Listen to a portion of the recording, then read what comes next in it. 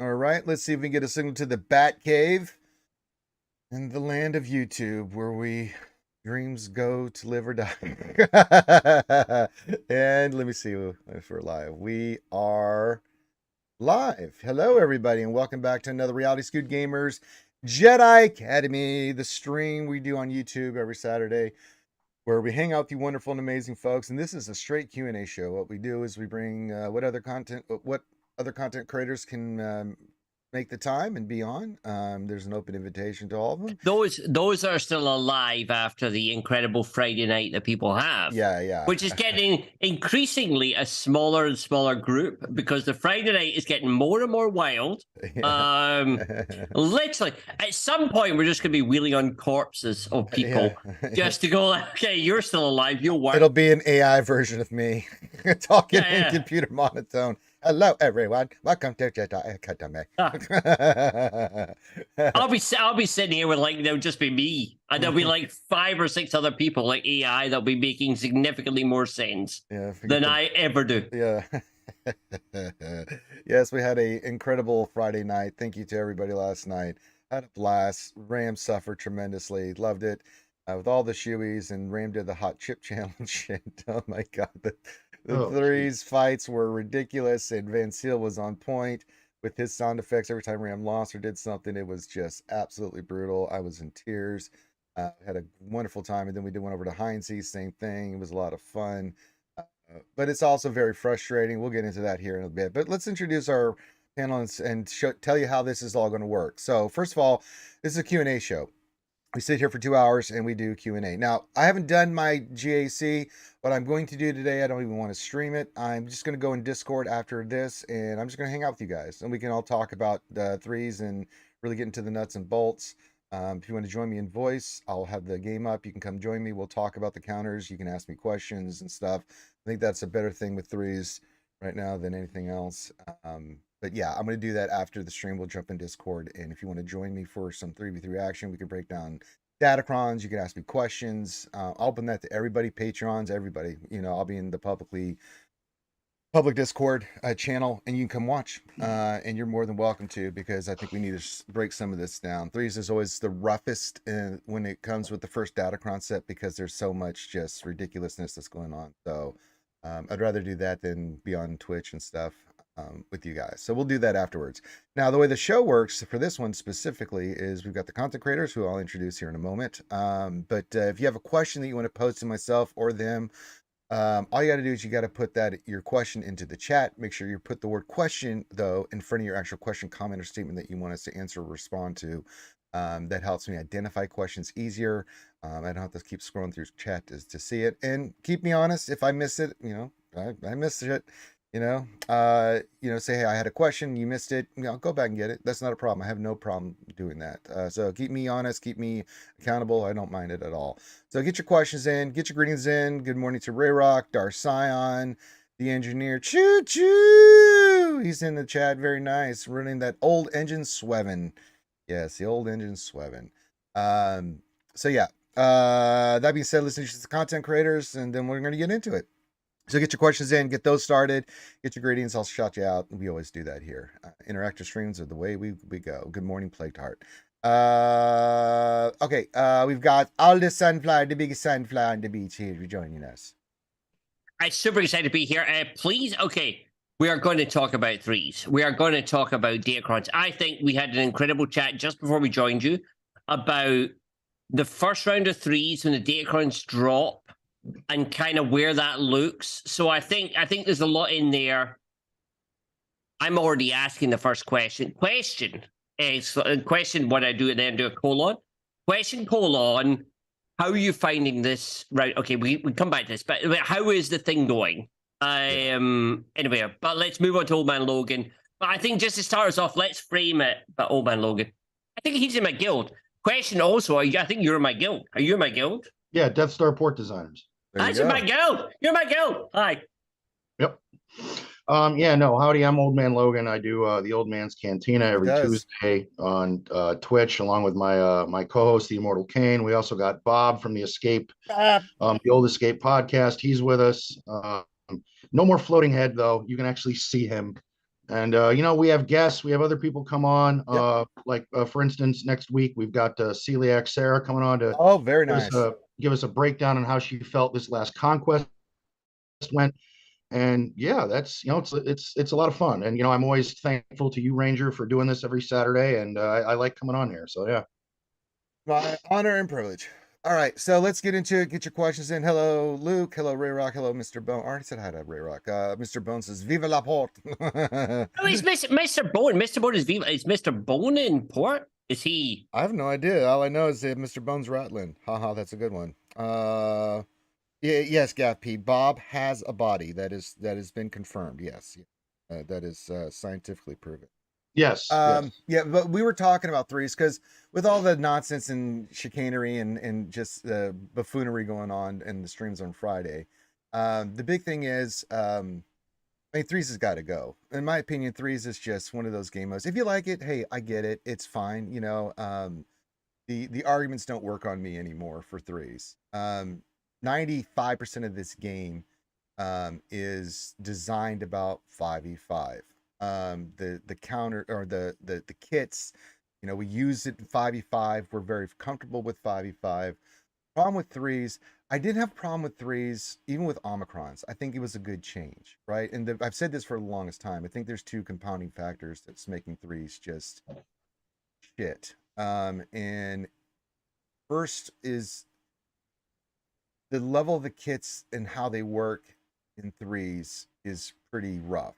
But then when you compound that with what is happening with Datacrons, you don't have the flexibility. I was talking to these guys about it. The problem with threes, especially in the beginning, we have to figure out the counters. But even when we do figure out the counters, right, you're very pigeonholed because with GLs and these teams that get super charged, and I mean supercharged. Like I've got a Ray, Cal, Ben team right now that is just ridiculous. It's on defense, and my opponent the first round could not kill it. He did it four attempts, and we're talking 10 million accounts, and we just couldn't get through it. But for instance, I couldn't get past Jabba mainly because my something a little bit of a learning curve. Yes, my Lord Vader did not work against the counter that I would use, so I had to use JMK there. I didn't have JMK for Jabba. I had to try another counter. It went to shit, and then you're just stuck there because you get with threes more than fives. You have a lot more flexibilities with fives. If you can kill one or two things, but the fight doesn't go well, or however it plays out, you have counters that you can go in there with more firepower to take it on. And you can counter Datacrons a little bit better with the Datacron because you have more characters and stats to do it. You have more flexibility with what the kits will do. Threes, man, it's unforgiving. It is totally unforgiving. And it's not just the GLs. Treya against Riva, man. There's these counters that if it doesn't go the way you want it to go, you're boned. You really are boned. It's not that we don't have a lot of teams, but these other teams have no shot in hell of beating some of this shit. It's just because of the Datacrons, because of the way the teams are designed, you only have one or two teams that you've got some flex on that can go in there, and if you don't win, you're basically boned. And I'm seeing it more and more with threes. And it's why I'm not a big fan of threes. It's just one of those things where, it's super frustrating. And that's why you see in the stats the significant drop from fives, people playing fives to the people playing threes. A lot of people engage in threes, but not at the level of fives. And they only do it really because now we have crystals tied to it, and when I see the engagement, a lot of times this has happened in threes, way more in threes than fives. They'll just do one battle. They're not interested in even doing the rest of it. They win, great. If they don't give a shit. They're just doing the bare minimum they need to do just to get their banners in and do their points because they don't want to deal with it. It's one of those things where it's like, you look at threes in the way it's structured, it's horrible, and Datacrons are a big problem with that. I just think Datacrons need to go, period, but they're way more, I really do. But it's way more prevalent in threes, the impact Datacrons have. And if you don't have that team and the counter Datacron to even have a chance of fighting this stuff, you're basically in big trouble because you're just going to beat your head against the wall. You might get lucky, once in a while you may try something and you may get lucky. But yeah, I mean, I'm just seeing drop battles all over the place, and it's gonna be like this for the rest of threes. We will come up with count. I pretty much have counters for what I know I'm going to do. It's just a matter of, well, what happens with the RNG? You know, if something goes wrong and it doesn't go the way you want, like, what the hell do I do now? You know, especially with these big things. So, Okay, old man Logan, do you want to give your view on 3 before I completely disagree with the Rangers man and correct him? My you view can on disagree. You ain't gonna correct shit. right. My view on 3 is I will agree with Ranger on one thing, that it definitely leaves a lot less room for error than you do in 5s. If a battle doesn't go your way in 5s, you do have a little bit of wiggle room to make a kind of a course correction and pull the battle out if you can. In 3s, if you have a hiccup or something doesn't go your way, yeah, you've just blown a really good counter. Like here's a perfect example that's going to happen in 3v3, especially with this Datacron set.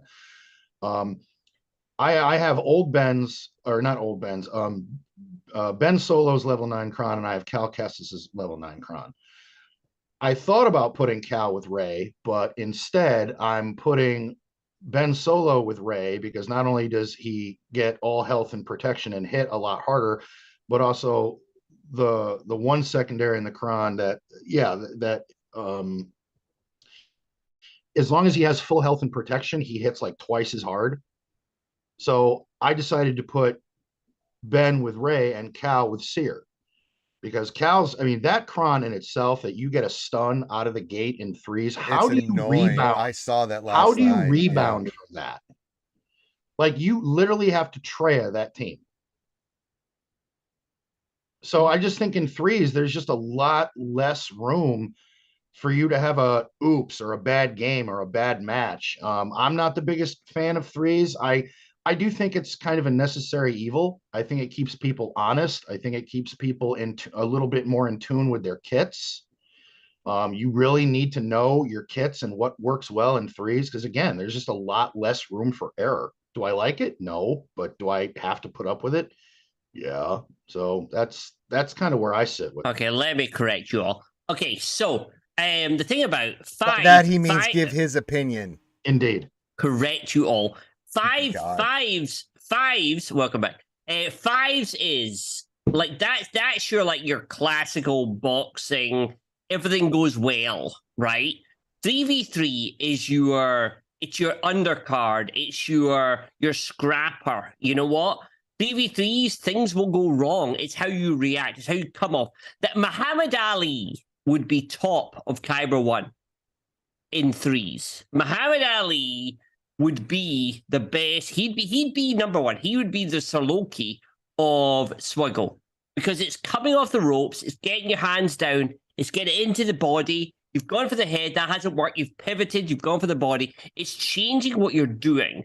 And that's why 3v3. Also, you have these Datacrons kind of tossing, kind of these random kind of, it'll do this, it'll do this.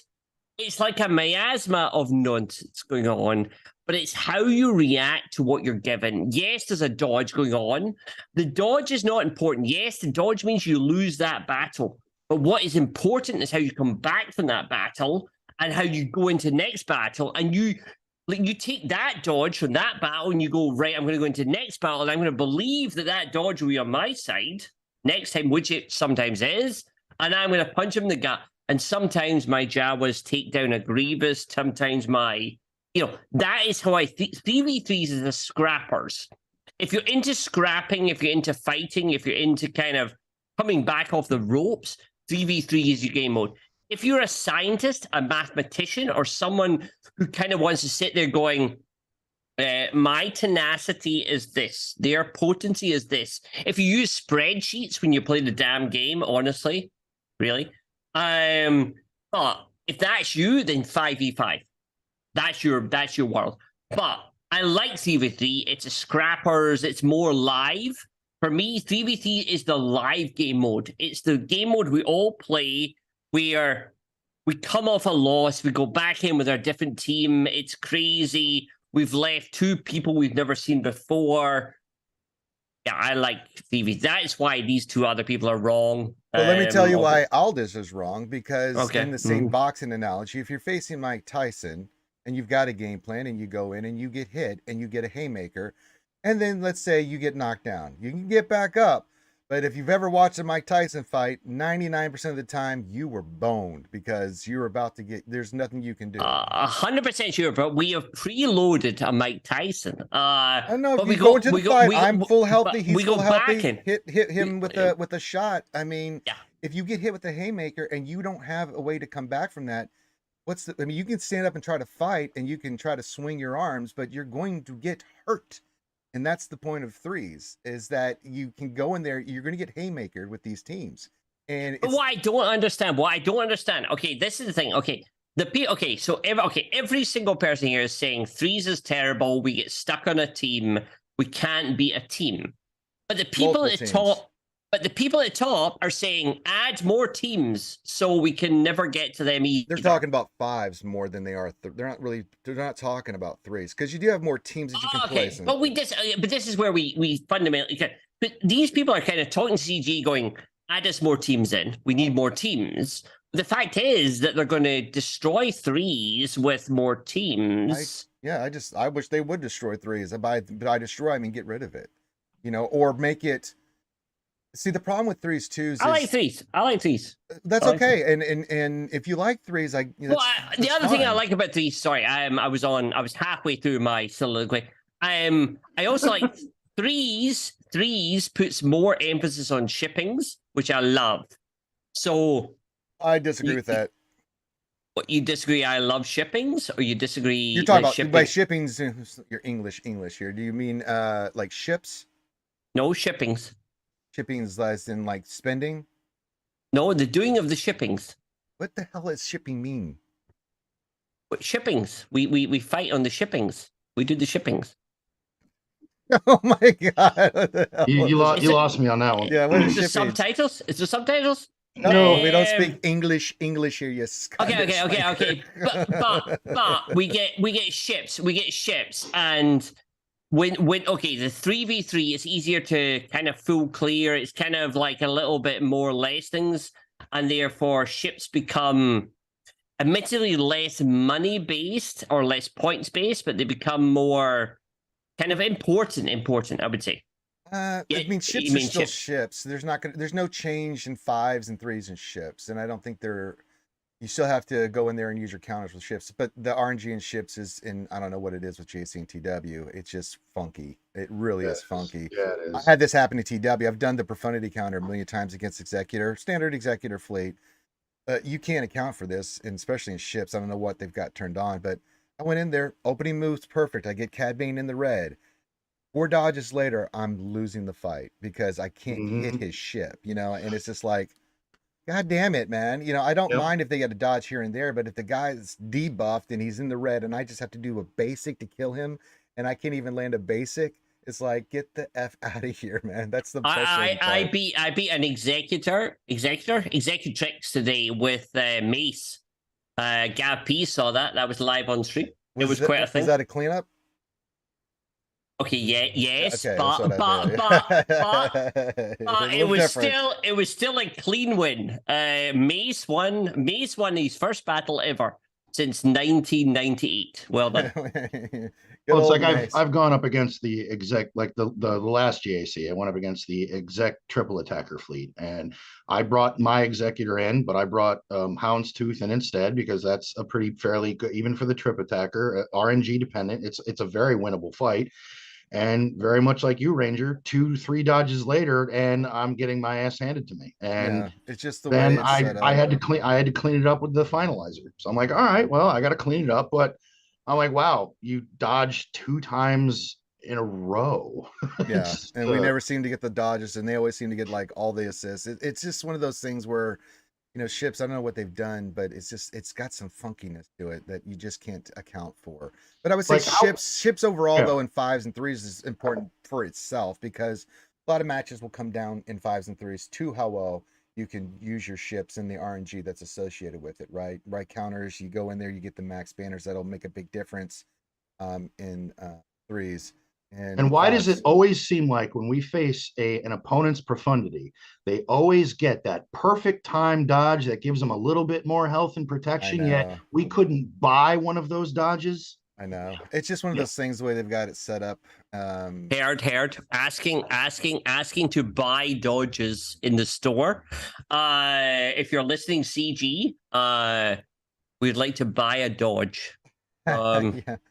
A lot of things I'd like to buy, but I can't afford. Yeah, so I mean, let us know what you guys think. If you have questions about threes, I just think it's one of those game modes that, and we don't, unlike fives where we practice all the time and use these teams and get really comfortable with these teams, we do it once every 2 months, and it's like it's something completely alien. And I super love threes, and I super love Datacrons. But I don't know why you would, brother. I think but Datacrons are complete trash. But no, incorrect. But the No, that's cadence, absolutely correct. They're complete trash. No, they no, completely actually incorrect. Correct. No, incorrect. Correct. But no, America. incorrect. The cadence of the threes and the fives switching every month, with the Datacron switching every 2 months, does create a kind of perfect storm for this particular week. And this particular week becomes bit comedy where people have some Datacrons, many Datacrons, no Datacrons, because they're unlocking them, versus and people are still learning the counters going back into threes. Half of me wishes they would go to 2 months and 2 months. No.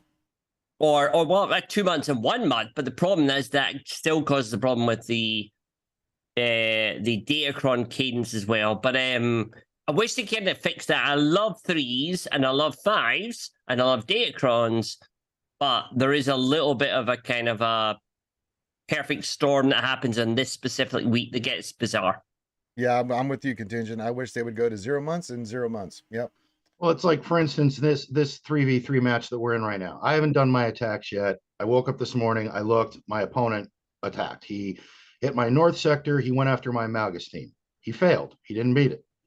So I don't know what he used. I won't know till later. But in threes, it's one of those moments where, I mean, I don't know what he's thinking. He could be, he could be regrouping. Maybe he just only had time to do that and he's going about his day. Maybe he'll hit me later. Or it's one of those things where, why didn't I beat this? I'm frustrated. I hate threes. That's it. I lost. But that's the same on fives. If he did the same on fives, necessarily. No. You're just living in a world where everybody hates. You're living in that context of a world where everybody hates threes and everybody loves fives. The fact is that guy could have just done. He could have done the same in fives, same in threes. He's not a. But you're right. There are a lot of people who hit people once and then never again. It's but more you don't prevalent know. in You threes. don't. The data backs that up. It does. The data shows the engagement in threes is significantly lower in battles fought. Yeah, that's true. You can do the quote thing you want. That's data, and you can't. There's data. There's actual data. Where's this data? It's everywhere, man. You can go look at it. They've done spreadsheets on this stuff of like how many people. Oh, okay. Sorry, I tell you, if there's spreadsheets, I am wrong. I didn't know that. Well, I did not know that. You go to SWGOH. No, I did not know there was spreadsheets. Do you use SWGOH.gg? No. Why would I use that? Oh my god. Well, they pay for that. They force me to pay for that now. It's like a Patreon system to get the stats. I mean, I've had teams that have held 10, 11, sometimes 12 times in fives, but in threes, people are more often to just say, screw it, I'm done. I don't want to deal with this. Well, because it's not, they can't. That's what I'm saying is the frustration level is that, again, with Datacrons, why they're trash, is if you, don't have the right counter Datacron to the Datacron that they have, you're boned if your team that you go in with that you normally would rely on. I will concede. I will concede that point. In threes, it is easier to get stuck on a team, and getting stuck on a 3 team is a lot more. And it's not just Datacrons. It's just, but honestly, in threes before Datacrons, you used to get stuck on a Ray team, and there was no way to beat it because the counters were few and far between. And yes. You do get stuck, but it's not a Datacron issue. It's a 3 issue where there's only 3 people. Here's an interesting question for GAC, whether it's 3v3 or 5v5. Do you guys think that full clears are becoming harder and harder? Oh, yes. It depends on how you're approaching it. Even if, I mean, if you're going to go efficiency, you still should be able to clear. Now, like perfect full clears like we used to see all the time in the old GAC, no, those are like unicorns now. because it's damn especially, near end of impossible. Kyber 2 into Kyber 1, you're seeing people placing 3, 4, sometimes 5 GLs, and it's not even so much of the full clear anymore. It's, can you get more banners than them? I I mean, mean, obviously, that's full what you're shooting. clear is not rare for me, because I'm very good at the game. I am just clear.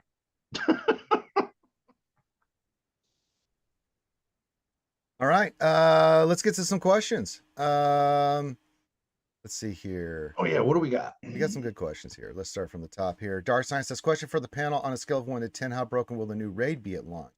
Also, odds on if the first raid will have to be ended early by CG. I'll go high on that because CG doesn't have the best track record. I mean, will there be bugs? Sure. There's with a launch that big, I don't care how much you test. I've seen it in every game I've ever played. There's always going to be something that they miss. I mean, you could go to World of Warcraft or anything that they've done launches. It just depends on how significant a bug or an issue it is. So chance that something will be broken, high. That after we launch it, I don't know about that, but yeah, bugs are just a part of something when you launch, that you just sit there as a creator of something like that you just know. You try to think of every contingency plan, but Murphy's law applies. Everything that can go wrong will go wrong. Yeah. And so yeah.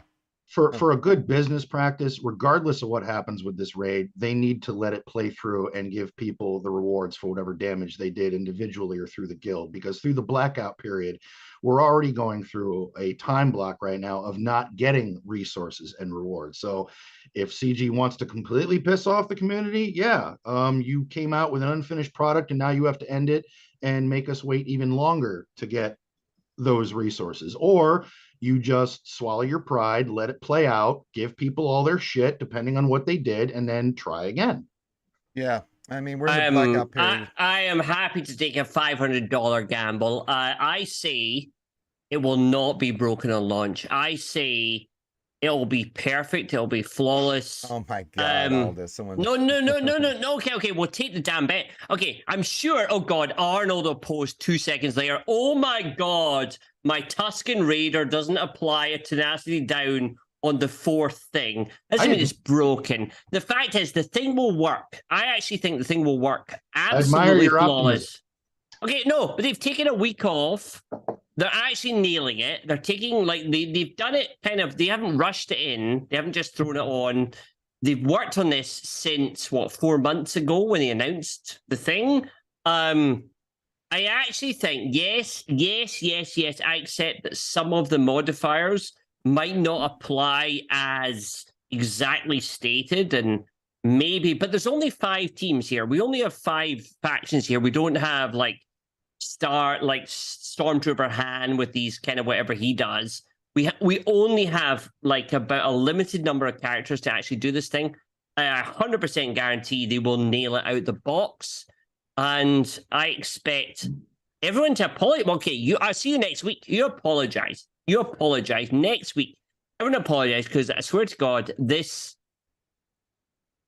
I might be drunk, but no, they will. They will nail it. Yeah. No, but honestly, I genuinely think that they will nail it. I actually think that they are not going to rush this in. It's not going to be broken. It's not going to be coded. I think they will roll it out. I think 90% of it worked. TB, it all kind of worked out the box. There was like 1 or 2 tiny glitches. There was some big glitches when it first came out. I mean, the Wookiee battle has still been bugged. They still have not addressed the dark side battles with the obviously the modifiers being wrong, where it's unwinnable. So there's still stuff like that, but that's the kind of bugs I'm talking about. But TB, was TB okay? So in the terms of what we're talking about, I'm talking about bugs, not overall. Like, it just doesn't work. But the way they launched TB, if they launched the new raid in that same kind of bug to non-bug ratio, would you be happy? Would it be bugged?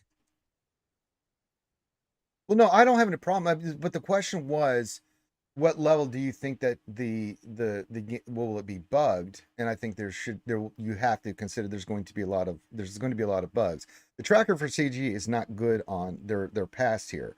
There were bugs in TB. Well, their overall product was working, yes, and I think the same thing will be for the raid. But there's going to be bugs. I just don't know how significant an impact it will be and what it'll have on an impact of what they have to do. because every character and ship and thing that they have been bringing out since for the last 9 months has been broken or bugged, or they didn't catch it and then it's not working and then they have to go back. They even launched a character. They said, we know this isn't working, but you should spend money. It's like, what the hell is going on over there where this That's the thing right there. We know it's broken, but please break out your debit card anyway. Don't spend money. Never spend money on this game.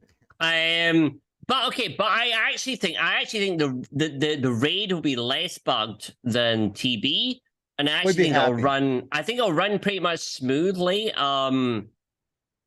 Yeah, I mean, yeah, I think it'll work, but I think that the chances are, again, you just cannot account for this, is the interaction in the live setting versus a test setting. It's just one of those things, as any person that's ever created something, but software is just like that, and I just don't know how the significant impact is going to be. But unlike previous nonsense, they only have 5 factions to deal with. I can't take in my first order team into this. There's a limited number of characters, only about 30 odd characters or something around that, maybe a little bit more, that they actually can break into this mode where, yeah. So I think they're good. I think they'll be good. I like 0 bugs for me. I think they'll nail it. All right. Next question from the engineer. Choo. This question: I'm hoarding energy for double drops. I'm following the graph, but already over 500 regular energy. What am I doing wrong, and explain this gap? Can you still refresh after 1,390? So the energy for regular energy, you can get to 2,000, I believe, is the cap on regular energy. The other ones are like 1,100, like 1,101 or something along those lines. So it's just rough numbers I'm giving you. Now, after you reach that cap point, you can't use crystals or anything to get additional energy. However, if you don't spend it, and you've seen this with Loki's another account, they don't spend their energy and you get all those bonus energies. Those still apply. So when you see them with those crazy numbers, it's because they don't spend their energy, but made for the bare minimum, and they just get that refresh, and that's how it builds up over time to the levels that they do.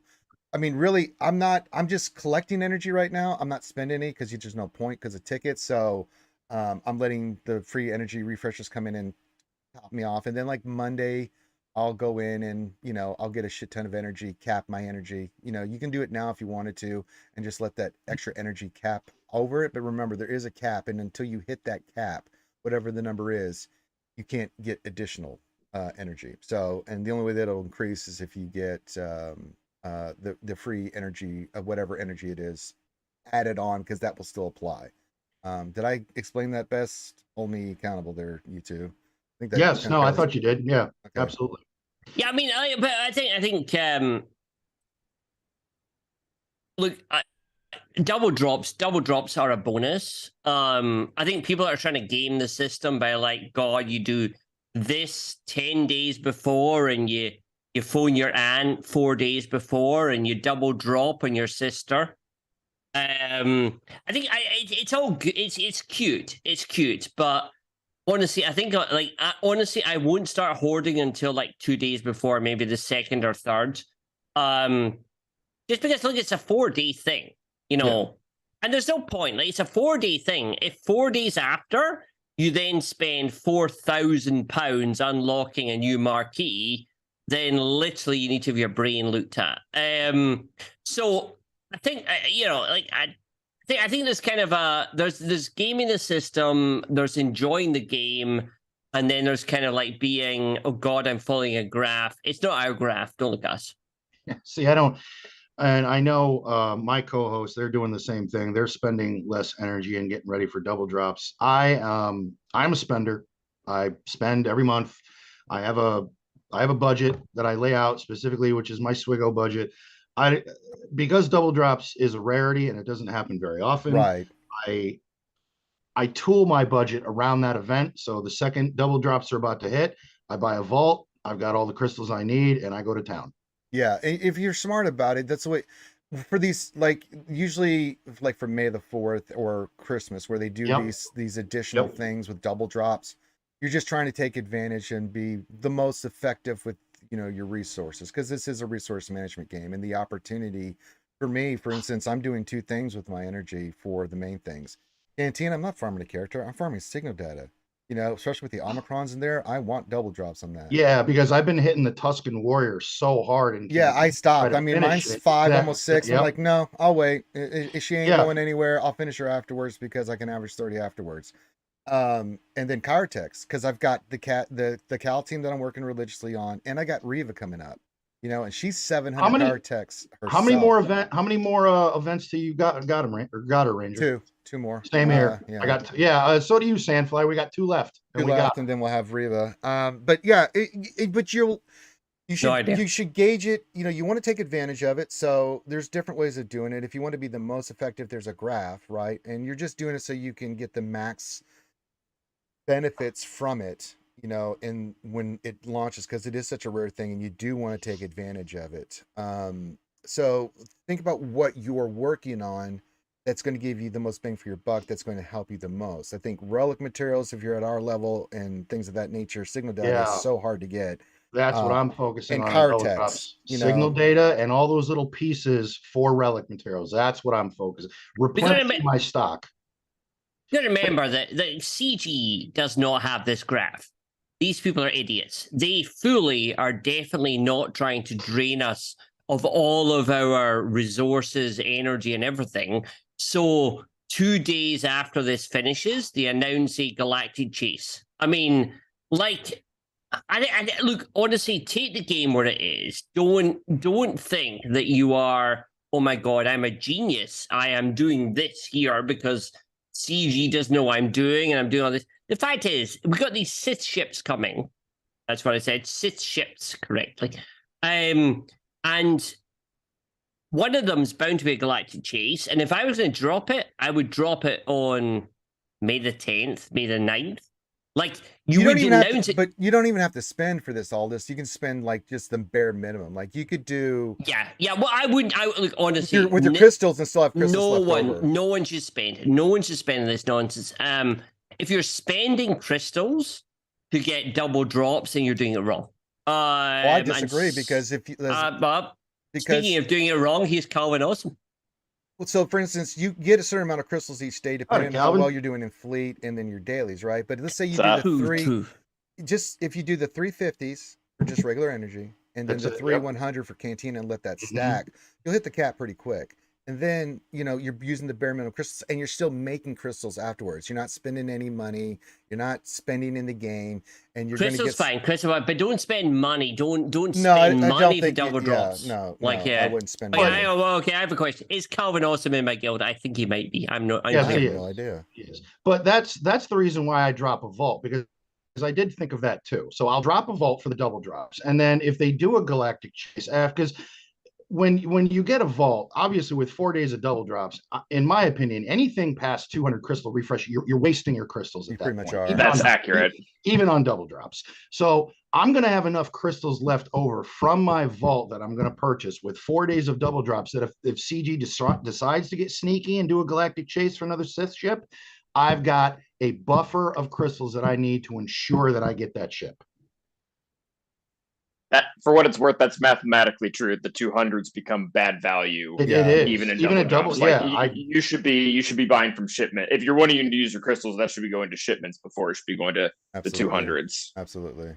Because the energy just doesn't, you don't get that value that you do in the early ones. So no, it doesn't math out. Calvin, how are you this morning, my friend? I'm pretty good, guys. Been a while. How you been? Very busy. Just trying to both like real life things and also like streaming things. There's been a lot going on. Yeah, I hear that. Absolutely, brother.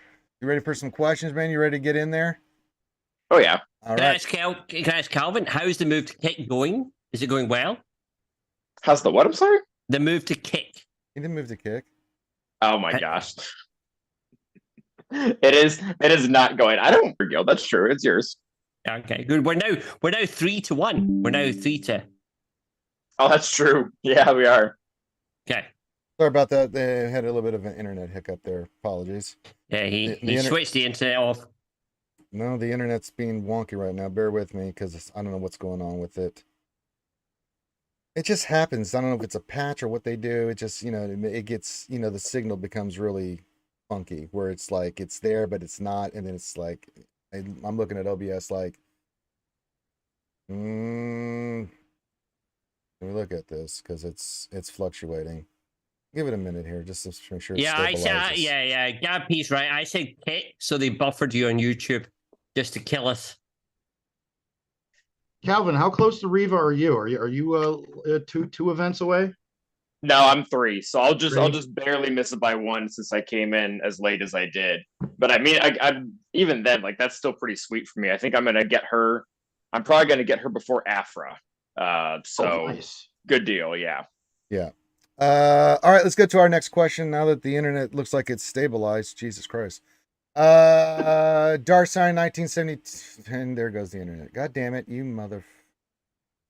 All right, let's do the best we can. Dark Sign 1970 question: 3v3 is the worst game mode, and the game is designed around 5v5. For example, troopers, etc. CG, if you're listening, please get rid of this garbage. You know, we didn't get your opinion on this, Calvin. 3v3, man. Aldous wants to get a room with it. I can't stand it. It needs to go. It needs to go the way of the dodo. I think old man Logan's in between. How you feeling about threes and shit? I mean, it's no 5v5. Like, that is sure. Like, that's the game. That's the version that CG designed things around. But I think it's still really fun. It shakes up things, and it would, if it went away, if it just suddenly went away, Datacrons would start to actually do less of what they do, because as it currently stands, every single season that we do is different. Because, for example, the one we're doing right now is a 3v3 of set 7 and set 8. When we start next 5v5, it'll be a mix of set 7 and set 8. And that is the only time that will ever happen. Like, we only get one season that's different. And it's because of the rotation of Datacrons and 3v3 to 5v5. Because the next 3v3, it'll be set 8 and set 9 3v3. And that month will be the only time that ever happens. So I don't want to see it go away, honestly. When I play through GAC, I look forward to them more when they're 5s than they are 3s. I enjoy it more, but it's worth the balance. Well, I just don't think there's any balance with them whatsoever. I mean, the stats are ridiculous on Datacron, and the stuff that they do, it's just ridiculous. I mean, I mean, this last set is super underwhelming. Like, It's the I think abilities, there's like one man. non-GL counter, period. I mean, but it's the additional stats that gets on the GLs and these additional abilities. I was watching Trey versus Riva last night. Trey got destroyed because of that stupid stun ability that's on the goddamn Datacron on top of the stats where, I mean, they're regenerating health and protection like it's no business. You just can't kill them, you know? Is like the stun undispellable? Yeah, you can't do anything. You're just stunned. But the problem was when she's stunned and that team was stunned, they're just getting pounded to death. And, you know, it was horrible. And it's like that with a lot of stuff. And the problem with threes, this is just my take on it, is that Datacrons and the threes is less forgiving than 5s.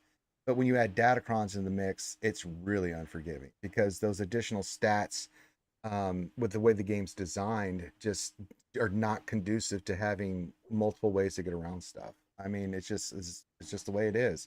And it'll be like that in threes. The next round of threes, yeah, we'll have an understanding, but you don't have the right Datacron, you don't have the right team, and your team goes to pot in the fight, you're boned. Unlike 5s, I could have multiple ways that I can get around stuff.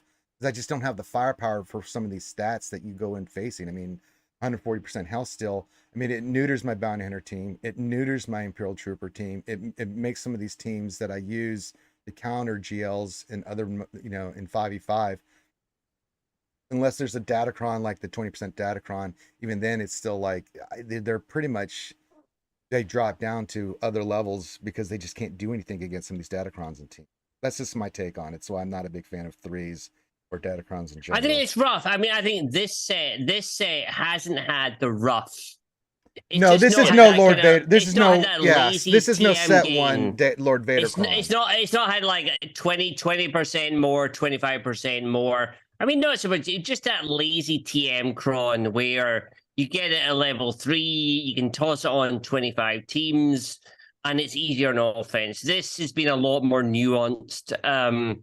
And it kind of is a little bit more defensive, I would say, but yeah, But there are definitely some stats in this latest set of Datacrons that, especially I feel in 3v3, you can really exploit, such as health steal or like I have one cron that I specifically wanted to focus on crit damage for Dash and Han.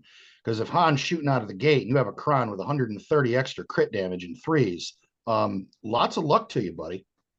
I mean, it's just things like that, that there are certain stats that really can exploit the fact that you have less room for failure in threes than you do in fives. And some of those stats can really, really pay off in threes, either for you or against you. You lost me on stats. Sorry, we mentioned but numbers. yeah.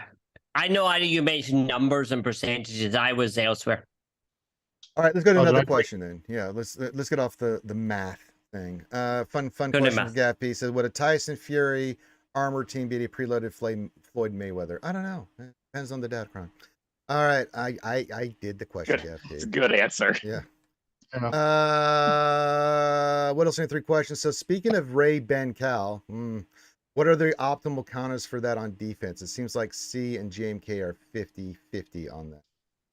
SLKR Mon Mothma every single time. Easy. I've been using Lord Vader will do it if you've got the Datacron with regenerating protection.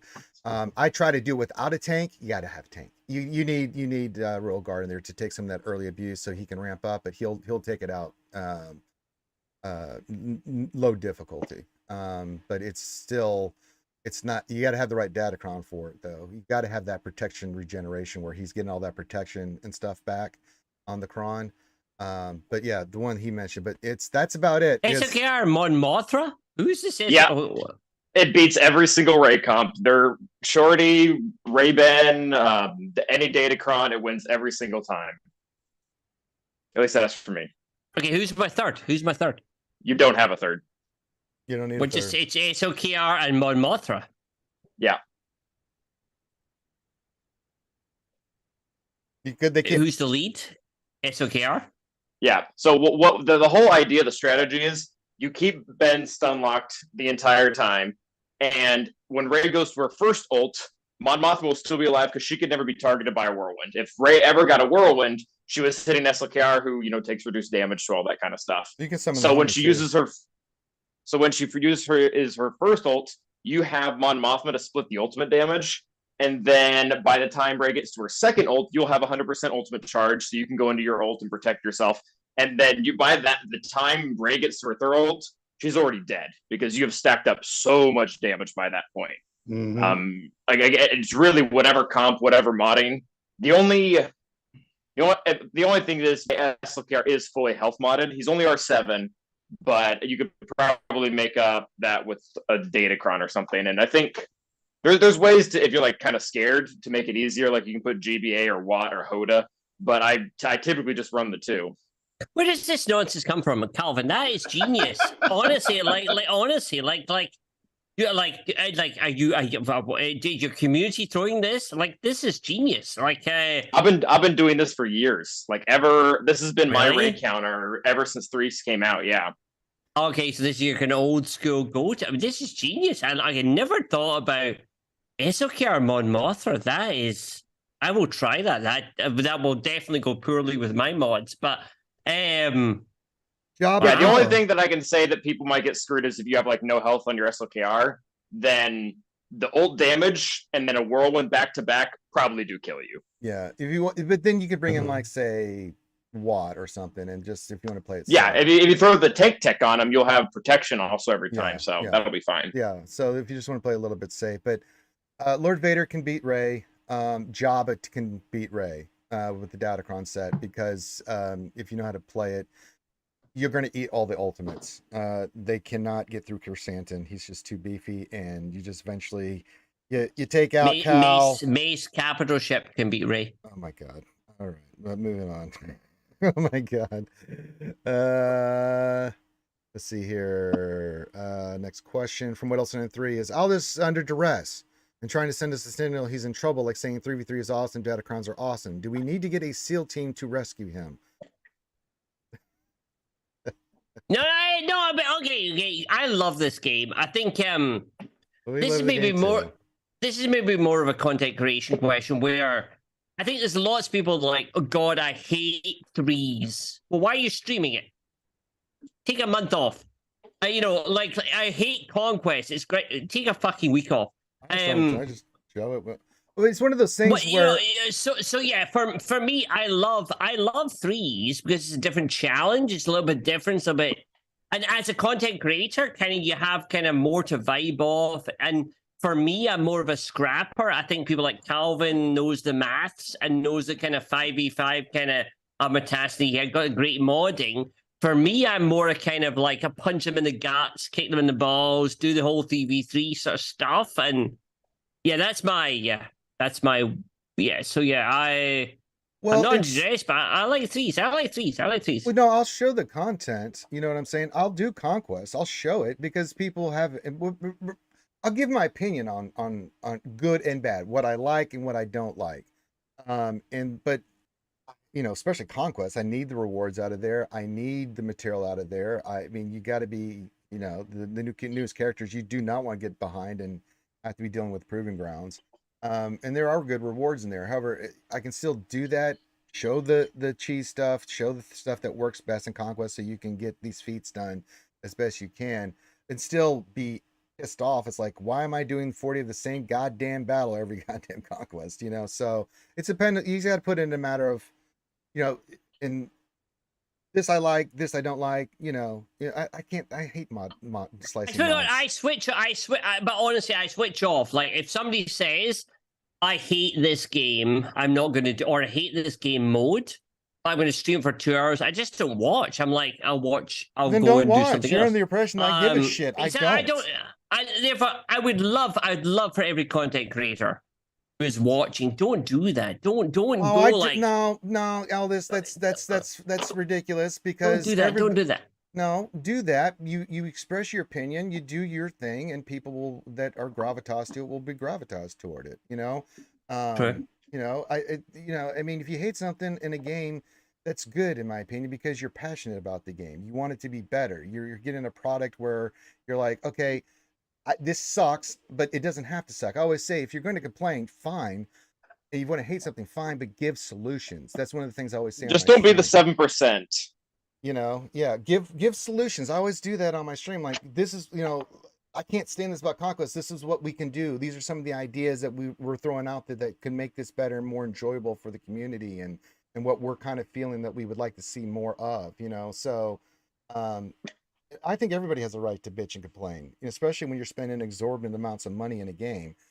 But again, you have to offer solutions. There's got to be a balance there, you know. So I mean, there's a lot I do like in this game. I like TB. I enjoy TB. I think it's very well done. The teams in the balance. There's some issues and bugs, but further overall, it's, you know, I was very impressed with the TB. You know, I think the new characters, all of them, are great. I think they look great. The kits are great. But at the same time, I can look at them saying, but this shit doesn't work. You can give me a new car, but if it's missing a tire, I don't care how shiny and all the extra stuff you give me, you got to have it working, and it's got to be good.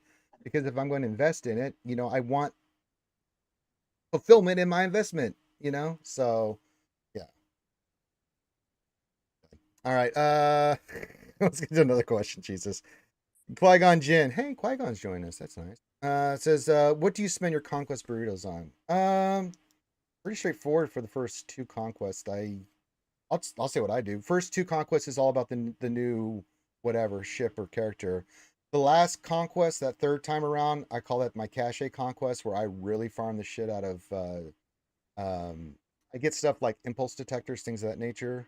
I don't know if you guys do the same thing, especially since I get the 999 pack. I don't need the red crate, so I'm more into like farming and getting certain, you know, datacron material, or I get to like 603 and I'm like, I'm done. I'll just go farm nodes and get datacron material, and then I'll use what I've got for the burritos specifically. I always get impulse detectors. Because my God, I mean, I don't need the extra, you know, ship shards. So I'm like, yeah, let me get some impulse detectors. You never know when the Relic 9 is going to pop up on your ass. And that's why I have a shit ton of them. Calvin, what do you spend your burritos on, in what order?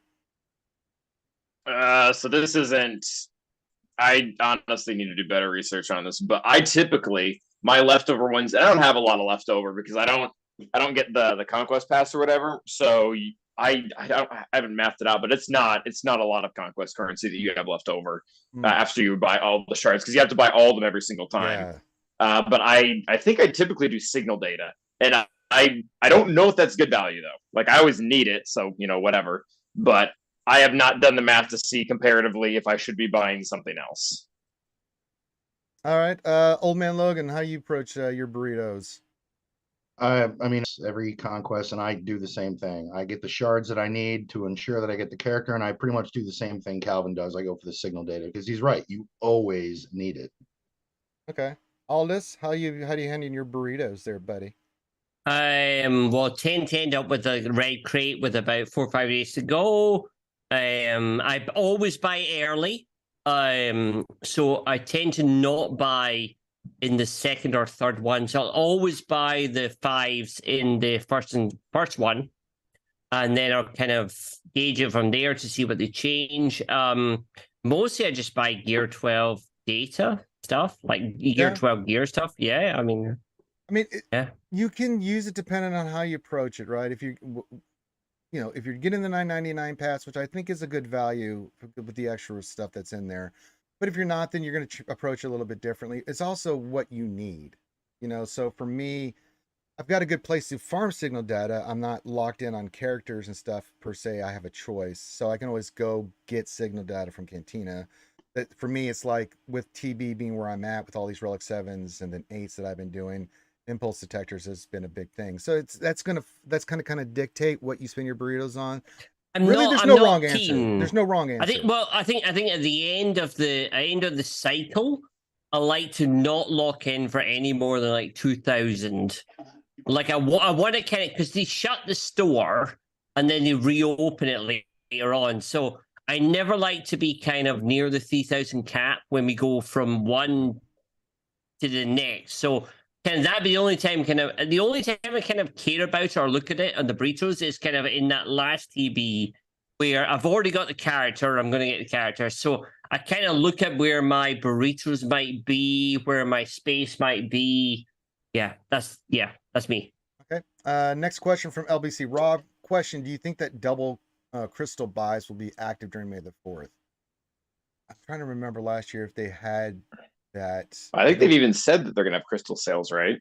Yes, but will it be the double the amount, like where it's like 25% or 50% more? I don't know if they're going to do that for May the 4th. I know they do it during the holidays, but I don't remember them doing that for May the 4th. I mean, there'll be crystal packs, but I don't know if it's going to be at that level. That's only a holiday thing, to be honest. I think so. Yeah, where they do that, where you can get additional crystals. I think they learned their lessons on that one. They're really, really very few and far between now with those, because that one time they had it, and oh God, every well in the world went and got so many crystals, it was ridiculous. We'll see. It might. I don't know. I didn't see anything in the post about that. Just that they were going to have packs. That they didn't get in specifics. More to stay tuned. Let's see here. Qui-Gon Jinn, question: would you do a beta testing program if they restarted it? It depends. There'd have to be a lot of changes and stuff for me to go back to that, because yeah, and I can't get into the details, but there would be some things that I would want to see if I did do it again. And if those weren't there, probably most likely that I wouldn't see. My answer would be no, unless there was something significant, because I would do a content, if you did a content creator. So there's content creation, where if they brought in a number of talented content creators and me, then that would be a different system. So game testing is about spending a week where you're testing the characters and working on stuff. That is super laborious, super time consuming, and we appreciate everyone who puts the time into that. Then there's content creation where, which is kind of like, hang on, they'll get you out. It's promotion end. So yeah, I wouldn't, never join a. Yeah, this was not that this last time, because it was a mix of some content creators. The two of them are mixed. The two of them last time were mixed, where they had content creation mixed with beta testing, and it was a bit kind of like, We had a full spectrum of people in there, which I liked, which was, different levels and, that were testing this stuff. So um, it was a good mix. I'll say that. But yeah, there did have to be some. But the thing is, man, I mean, CG ain't talking to us. And if they are, they're doing it very down low. Obviously, they're talking to somebody because we keep getting leaks. But I mean, they haven't reached out to me or Heinze or anybody in a long time. And I think that's a missed opportunity, and I've always said this about CG. You can put stuff on the forums, but you need that. If you're going to be engaged in the community, you need to engage the community. I think the best thing that Crumb did here You should recently. put stuff on the forums. Yeah, well, put stuff on the forums, but then talk about it. You know what I'm saying? Yeah, but I'm just saying there's been some times where even that hasn't happened. Yeah. So I mean, it's just one of those things where it's like, yeah, you can give us the latest patch notes and things, and you can And tell us what's coming. the fact is that Mr. Head and Mr. Crumbs have given up with the game growth. Like they literally have done nothing about that, and therefore we're kind of in that kind of twilight phase of the game, which is quite sad to say. But I don't think they really care about kind of creating a new buzz around the game or doing a new puzzle. I'd be surprised if we ever saw a new puzzle. Yeah, it's kind of it's sad to see. It is sad to see. And I just think even if it's not about that, it's just engaging the community. And, I think when you get seen as a person and not just something, words behind a forum post, it's a different interaction. I thought when Crumb played the new TB, that was brilliant. Got in there, could show it off, could answer what questions he could. Obviously, he couldn't answer everything, and you have to, as fans and as players, we have to accept that, right? One of the most tragic things, is the Capital Games Extra Life channel on Twitch. Sorry to self-promote. They played Jedi Survivor like about 6 hours before it was actually launched to 4 people. Like, literally, they are such a toxic external group of people that no one turned up to watch play Jedi Survivor before it was actually playable by anyone else. Literally, it was just I care about them, I love them, but I wish they were more friendly. Yeah, but I thought that was awful. I sorry to bring up a specific kind of. No, it's a great point. It's a great example. But honestly, if only 4 people are going to watch them on Twitch, Capital Games Extra Life channel played Jedi Survivor like earlier than when it was released, and literally nobody watched. There was 4 people watching, and it was tragic. Well, you gotta promote it more. And we know this as content creators. If you're going to be LCB Rob was one of them. But the point is, you have to consistently do it. That's the thing with you're going to be on the internets and you're going to be on the YouTubes and the Twitches and the things of that nature. 1, you have to be consistent, and 2, you have to be. Well, what an incredible opportunity! What an incredible opportunity to drag people in and just tell them about Star Wars Galaxy Heroes and Heroes of Middle Earth, or what the hell you're doing on your channel. I mean, let me. I will frequently promote other stuff I'm doing on this. Like, what an incredible opportunity to pull people in and talk about like the other games you have and have a little kind of thing to click on. But yeah, that was quite tragic. It was only 4 people. Well, anyway. I mean, but you have to, this community is very giving. I mean, and if you're consistent, like with all this charity stuff that we've done with RSG, but that's because we busted our ass doing it consistently. 1, with just the name RSG, but because of the consistent work and all the stuff we do with the ACS and other charities and stuff, is because we've put the work in. You got to put the work in. If you don't, if you're not out there, I mean, as I said, if you're just a name on a forum post, I mean, I've interviewed Meathead when he first came on. I mean, he's a great guy, but I mean, outside of that, you got to be consistently there. You got to make the time. If you engage with people, they may not like the answer, but if you're engaging, they'll respect you. And if they respect you, then they'll want to watch you. I mean, it completely blows my mind. It's like you have all these platforms, Twitch, YouTube, whatever you want to use, to have your face out there, just playing the game. trying to answer what questions you can from the community, even once a week. You know, I'm not even asking to do it every day, just once a week. Get in there with a couple, maybe a developer and the community managers, and just play the game and answer questions that you can answer and talk about things. People see that you have that interaction. It changes the dynamic of the relationship, but they're not doing it. And I think it's a missed opportunity. I loved it. I was watching the wonderful Dark Jedi streaming on Twitch, streaming the same game to 3 times the number of people that CG was streaming the game to.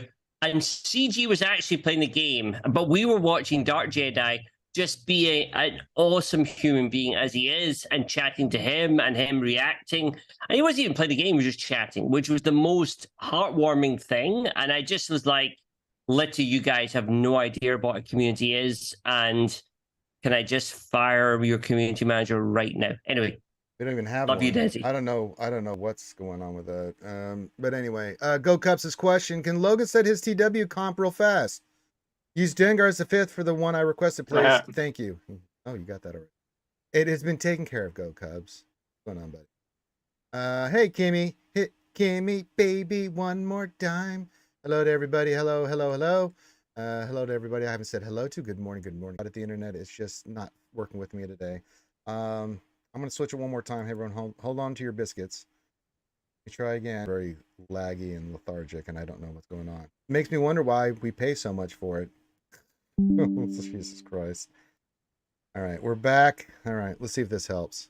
Let's see here. Question. Kimmy baby, question. Could CG just instead get rid of Datacrons, please? Yes, thank you. Yes, I'm with you there. Let's see here. Wolfbell question: why do you think it seems CG is going to wait to the last minute to show us the new raid rewards? My feeling says it'll be underwhelming. If it was good, put it out. I don't know. That's got me some pause, guys, because they always kind of wait to the last minute on that type of stuff. Yeah, they do, but it gives me a little heartburn, you know, because they're gonna have to really nail that part of it, because the other stuff in the raid looks great. It really does. I think they've done a great job, and I love what they're doing with the raid, but those rewards, man, they got to not only match what we were getting previously, but I think they have to exceed expectations for this to be successful, because people are going to be like, wait, so I went from doing 4 to 1 and I'm still getting the same rewards or less? That ain't going to fly too well in the community. You know, they're expecting some help with some of this gear, especially that Gear 12 stuff that we've just been begging CG to help us, you know, players with, for trying to get to relics. Because let's be honest, with Datacrons and everything else in the game, relics is where it's at. Gear 11, Gear 12 means nothing basically now. Except in a few instances, maybe with a ship for a character, but other than that, if you want to use Datacrons, you got to have the right relic levels. You want to do certain things in this game, you got to have the right relic levels. It's all about the relic levels. I'm hoping that the raid really addresses the Gear 12 crunch that everybody's feeling right now. I mean, this makes me nervous. How are you guys feeling with the raid rewards? No, yeah, it's typical, but I mean, you know, CG's very stingy with rewards. Old Man Logan, how you feeling about where we're at? Well, I mean, like you said, there's a lot of questions. I mean, in very efficient guilds, I mean, I don't pay that close attention, but you're running multiple raids a week, and that's multiple opportunities for various resources that you collect throughout the week. But obviously, from what they said, you're only going to be able to run 1 raid at a time. So are they going to compensate everyone for 1 raid instead of doing 2 to 3 a week? Like, and again, yes, hopefully. That's what they said they would do. Yeah, that's what they said. Yeah, but it's a question of, yeah, they're going to compensate us, but with what? And that's where, like you said, heartburn. I could say the same thing. It can give you a little anxiety. Like, okay, so what exactly are we getting? How far should we push for this? You know, is your individual score going to really mean so much, along with what your guild is going to get? And, you know, what are the rewards going to be? Are you going to have to put more relic levels into your tunes so that they're more efficient in the raid? There's just a lot of questions, and I'm sure they're going to get probably, I would say, Old Man Logan, join an incredibly efficient guild like mine. Oh my god! Which is highly where people look after things. Yes, other guilds don't do that. Well, no, I don't know. Jesus honestly, Christ. can I just say, honestly, I have no idea. So but cheeky. there is You're so incredible cheeky people. I know, I've been a bit cheeky, but literally, Old Man Logan So Calvert in my cheeky. guild, and it's run by, well, it's not run by Go Cubs. Go Cubs is involved. Well, that's why it's so good, because it's Go Cubs, not because of your monkey ass. I know, I have no idea. People will tell us what we're meant to be doing. That is what we do. It's, okay, anyway, sorry. Alan, what are your thoughts? Jesus Christ. It's too early for me to. I don't know if care is the right word, but Yeah. like we just don't know. I'm fairly certain that they're going to do well by making the pass rewards available, just because when we made the transition from Squad Arena to GAC, they actually nailed that for the most part. Like they give out way more crystals than they did before. Yeah. I think it's really just a question of like, do we get a character or do we get R10? Because it's going to be, I feel like it has to be one or the other. It'd be really weird. I mean, they could do it, but I would be really surprised if we get a new raid with literally no new thing, unless this is just meant to be a straight up catch up mechanic. And I don't think it is. They don't use new raids as catch up mechanics. Yeah, I agree. I agree 1,000% with that. We'll see. I mean, we've thrown some characters we thought might be in there, like the Marshal and things of that nature, but we'll see. Relic 10's a possibility. Oof. Kimmy baby. Thanks for asking. Yeah, me. I am all in on new raid. I think the new raid is, look, CG don't develop new things and then give away them for free. This is not like a Relic 10. There is a weird thing we don't know. I'm not going to postulate. It might be a new character. It might be a new GL. It might be a new marquee. It might be new something, but it's going to be good. So I am all in on the. I'm all in the raid. I am farming up my Tuscans. Everyone knows, and yeah, I'm all in Tuscans, and I'm going to put all the. I'm saving 20 for the bush army when we get there. But yeah, I'm all in. I'm all in. All right. Kimmy says, question, not really a question, just a statement. Just be honest and be yourself on videos, and we'll keep liking them. Yeah, I think just be yourself. Agree with that 1,000%. All right, next question. Can I make? Okay, sorry. Okay, I will not talk for the next 10 minutes. But I agree with that. The thing that is best about content creators is having different opinions, and you might hate the hell out of me and go, I just dislike this individual, but I like Calvin, I like Old Man Logan, I like Ranger. And that is what the most important thing is, that you, in this game, we have different opinions and different content that you can find your little space in your world, and then you bleed onto other people and you like them too. Okay, hi. Nobody likes you, Elvis. You don't like Kimmy. I know. No, that's not true. I hate Kimmy. You don't like. How do you hate Kimmy? Kimmy's awesome. And I said Kim, not Kimmy. I don't even know Kimmy. Kimmy baby's awesome. You shut your pie hole. Okay, but Kimmy is wrong. Oh. Just has her own opinion. Gap P question for Aldi. Is it true somewhere in the something techie verse, a genius, the king of shippings, beat an executive with Mesa's ship? Yeah, we talked about that. Mesa's ship is now the meta, I think we've discovered. Anyone at SWGOH... Don't listen to this. Well, this is wrong. This is wrong. This is correct. This is correct. On a cleanup, yes. No, this is canon. It is on the internet. It's canon. It's a canon. Yes. Everything on the internet is Korean. It's canon. Look, you look on SWGOH, you're probably on there at some point. I don't know. It's canon. It's canon. Yes, we did win. May's fleet is now the meta. That's wrong. That's wrong. Don't do that, please. Don't go into a fight listening to this. No, it was a cleanup. It did work, but don't do that. Oh man, you can get us in trouble. All right, Gappy question: did CG mention why they weren't giving us some raid rewards during the week-long raid blackout? No. No, they've been suitably vague about the entire kind of what raids are. I think there'll be a little bit of a week or two where they kind of work it out, and they might do a make good in like a month's time. But literally at the moment, I think they don't really know how to do the whole kind of a transition, because I think it gives clues as to what they're about to get. Yeah, no, they've given no clue at the moment. It's a blackout.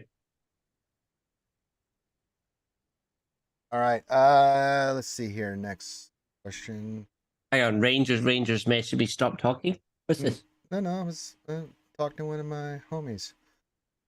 You know me, when Discord someone asks, I try to respond because they took the time to ask. I'm take the time to respond even if I'm streaming. Let's see. Next question. Let me get here. What else in 3 question? Did Aldrich just say he bleeds on top of people? He bleeds it Probably. out. Yeah. Yeah, he's doing a little Lincoln Park for there. Just to throw it away. Just to throw it away. It's a terrible thing. It's a terrible thing to think or picture, but yeah, possibly. Kimi says, you realize whatever CG does will be worst case scenario, but we're ready for it anyway. Well, we always are. We are very adaptable. I think at the moment you need to choose. Do you go Jedi Survivor route or do you go raid route?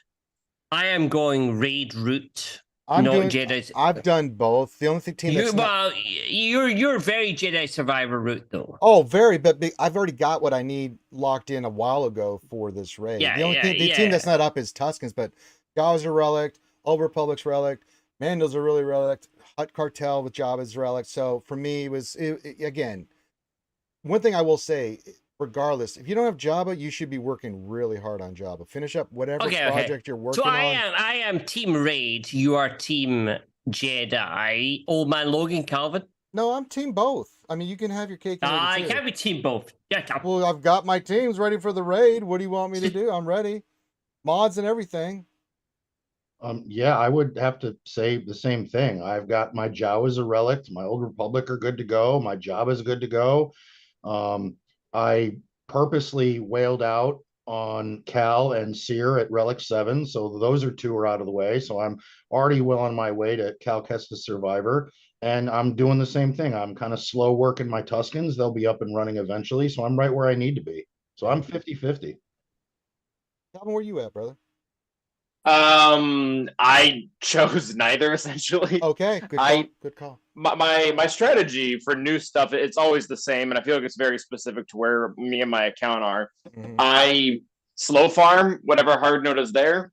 I get it in 6 months, and in that 6 months time, I just relic up something else that just randomly became relevant. That's what I did with Jabba and Treya. I didn't accelerate Boosh, Scando, or what's his face, Chrysanthemum. I just let them come in as they come in, the 1 or 2 shards a day or whatever. And because I did that, I was able to R7 all my Inquisitors for Reva. I was able to R5 my whole Sith trio because they got Nomicron and became suddenly relevant. So I'll get the Cal Kestis characters in 6 months when they hit their time, and I will get the Tuscans up in 6 months when they hit their time. I'm really, I guess I'm probably more inside Cal Kestis, just because I'm really not, and unless it becomes very clear that there's tangible benefit, I don't have any intentions of leveling anything on the raid up other than the Jabba team, which is pretty much already leveled up for me, and the Tuscans. Like I'm not gonna do Jawas. I'm not gonna try to do a Karth thing. But I will. I would take Marin to R7. Like I'll take my Nisus to R7 and get that special Dathomir node to get to every time. Oh, sure. Like that interests me a lot more. I just think, I think it's where you're at and what you're working on. But you got to take this in stages, right? Like for me, the reason I'm working on Tuscans, but Chieftain is a hard node, and I'm not going to make a big investment in shipments with him. That's just a decision I made because I think after I Dr. After done, I'm like, okay, where do I go? I want Cal, and the characters in the Cal team, like you mentioned, Marin and Cal and Steer, they're just really, really good. And you will need for the new TB. So yeah, actually that leads us to our next question. Do you think all 3 of Cal Kestis Survivor Omicrons will be for TB? I don't know. I think so. If so, could he have a mission on 3 different bonus planets with each Omicron targeting a different planet? I don't know about that, but I know. I don't think they're that smart. Isn't the right word, but I don't think they're going to put that much time into it. Yeah, I agree. I would say don't bother put any of them on. Like literally, yes, if you do them all, you get 5 million, get 2, get 3 for the guild, but honestly, fuck the guild. Well, they said there's going to be extra rewards in there. We got to see what's in there.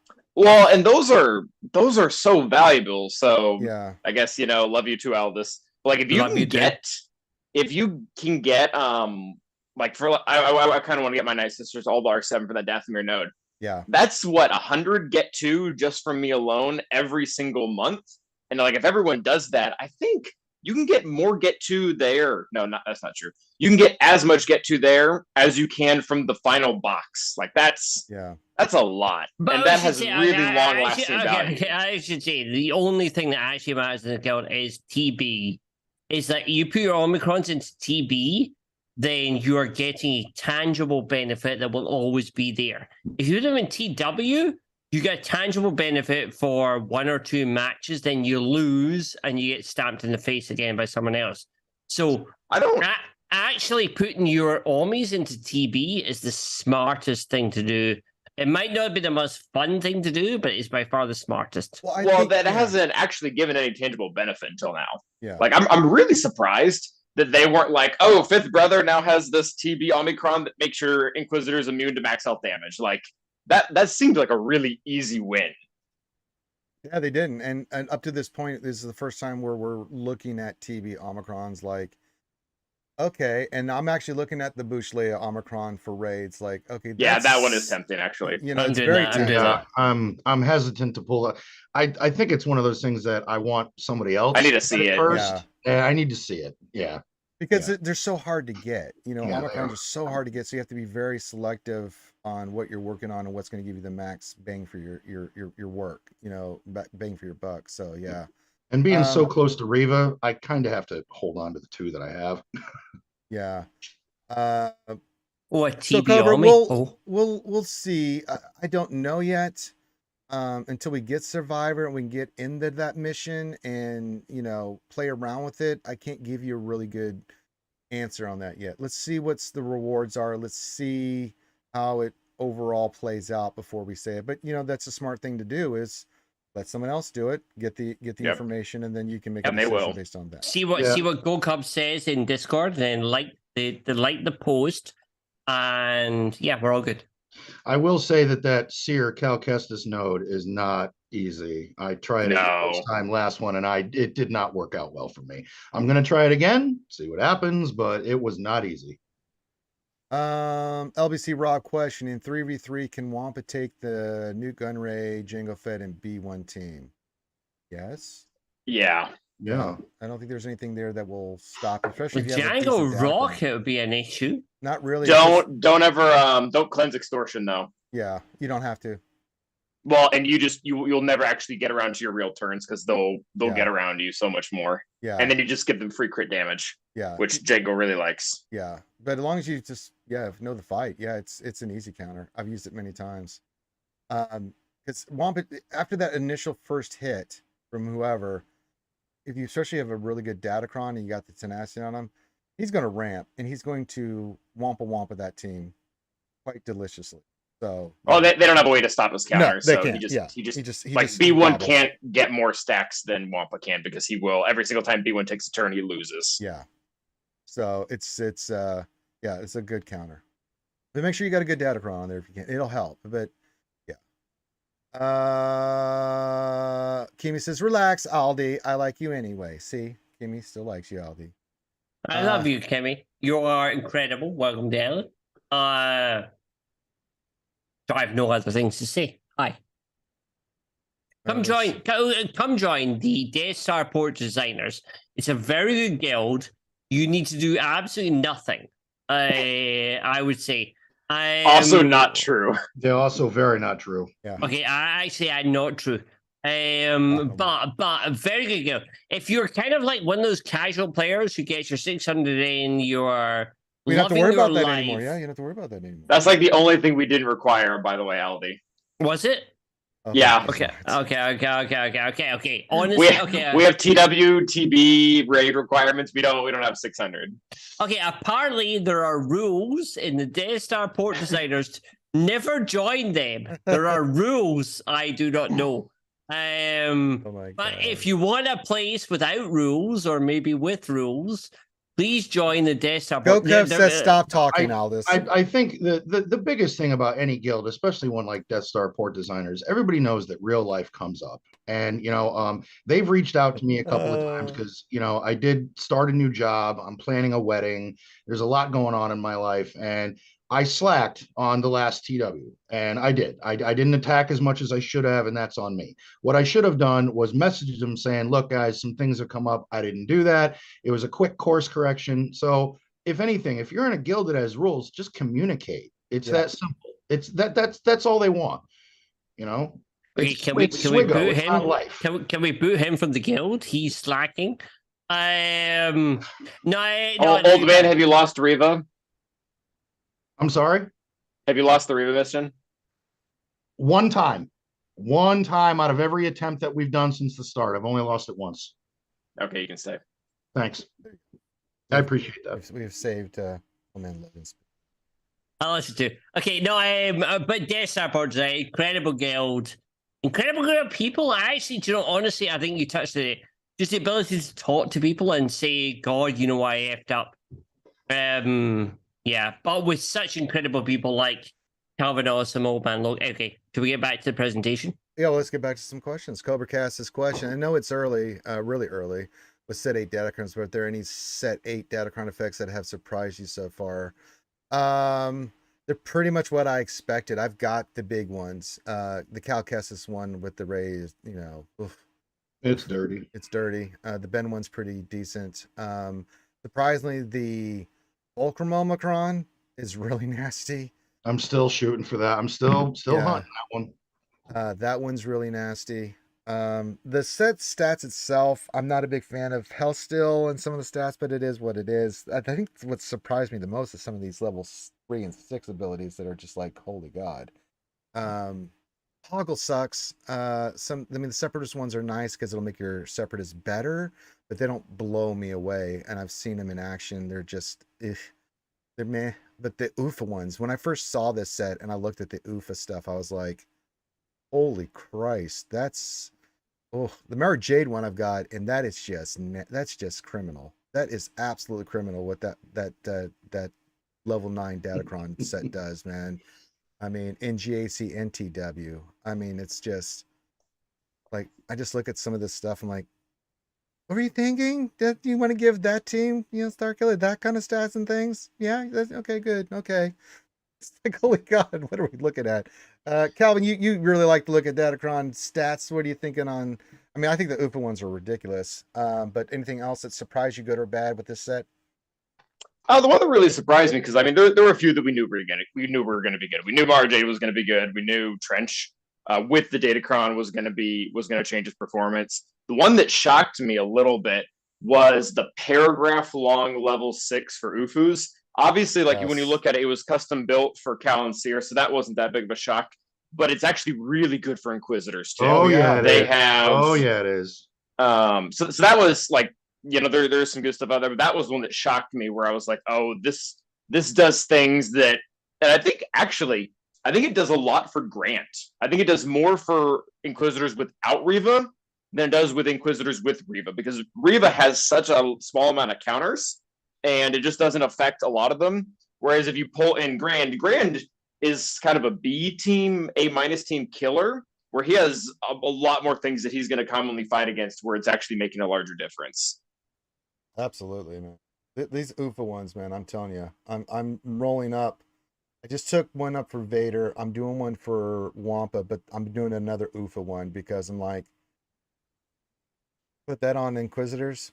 They are really we saw it last night with some of the teams. Like, Jesus, that's nasty. It's not fun to fight. It's like, Jesus Christ. It's like will you quit stunning? Will you quit doing stuff?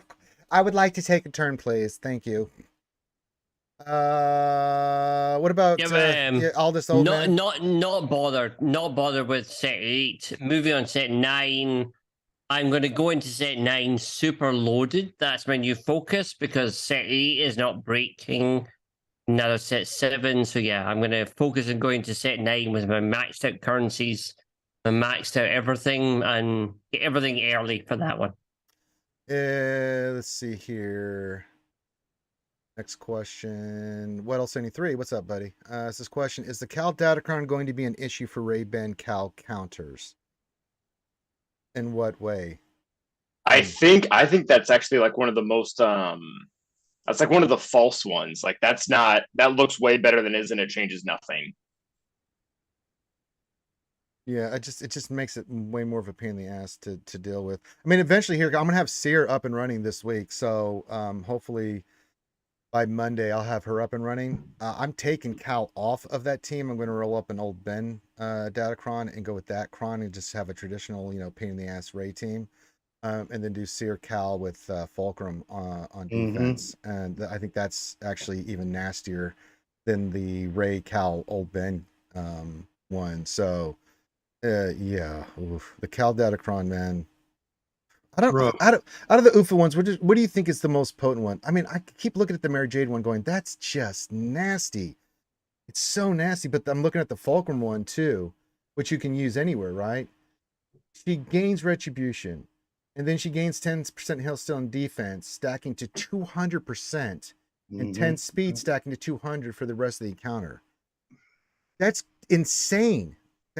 Those are crazy numbers for Ahsoka. She is going to smoke things easily. I don't know. Out of the UFA ones, what do you think is the most devastating one? I would say the one that's just like, holy God, I don't want to fight that.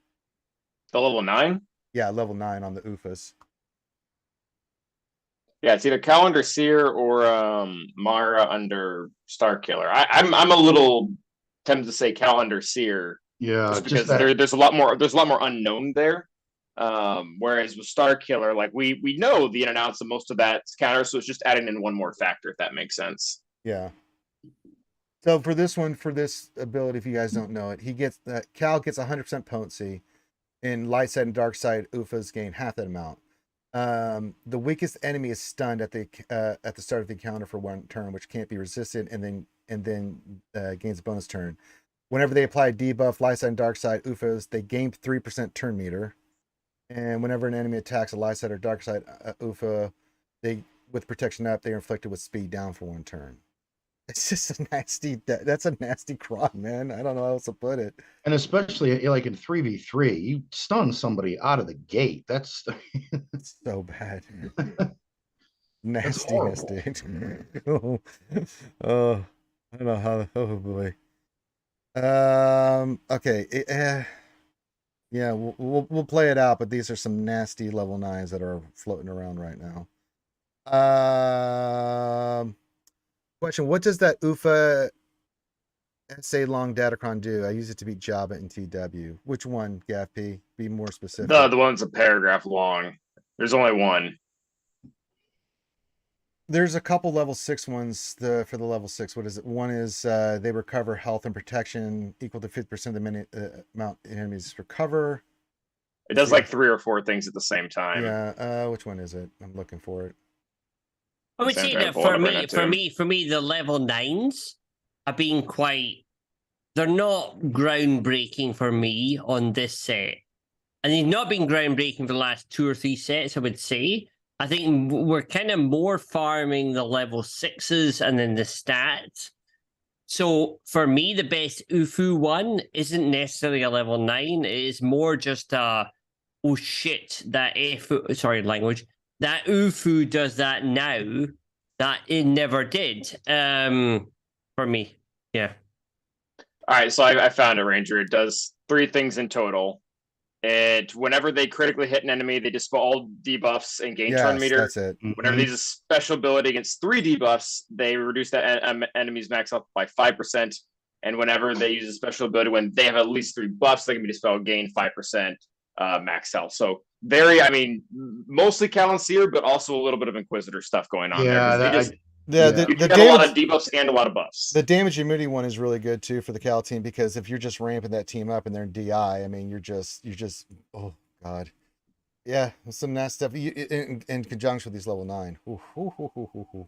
Yeah, and I really like the one you read, Calvin. The same thing. I want to try that with the Inquisitors too, because I think if you've got some decent crit chance and crit damage secondaries on that, that could work really well.